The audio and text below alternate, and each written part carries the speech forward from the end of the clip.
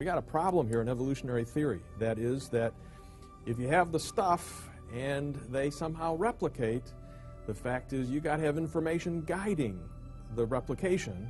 Where does the information come from? Well, that is a huge problem for origin of life researchers. Assuming you have these prebiotic compounds, they now have to be converted into biomolecules that can carry out function, and all biomolecules are information laden. For example, proteins carry out virtually every activity in the cell, and they're made by linking together smaller molecules called amino acids. Kind of like putting together letters to make words, the cell puts together amino acids to make proteins. Well, the probability of hitting a functional protein through a random assemblage of amino acids is roughly 1 chance in 10 to the 75th power. It's just one protein? This is one protein. Now, what does that probability mean?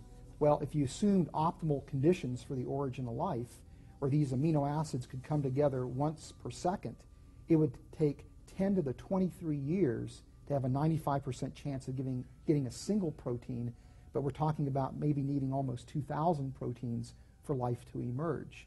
Now, as Hugh has told us, the universe is 13.7 billion years in age, roughly 1.3 times 10 to the 10 years in age, meaning we've gone less than 1/trillionth of the time we need to produce even a single protein, let alone those 2,000 proteins that need to come together simultaneously for life to emerge. Hey, but my philosopher and theologian here, in light of what he's saying as a scientist, what do you make of the textbooks that we just held up, where they say the most important concept in biology is evolution, and nothing in biology makes sense except in the light of evolution?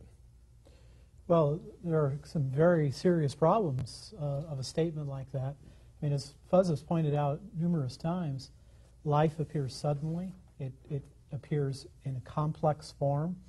And in looking at that kind of statement about evolution, it would seem that the evidence runs against it rather than supporting it. From a logical point of view, it appears to be an assumption rather than the kind of conclusion you draw from strong evidence.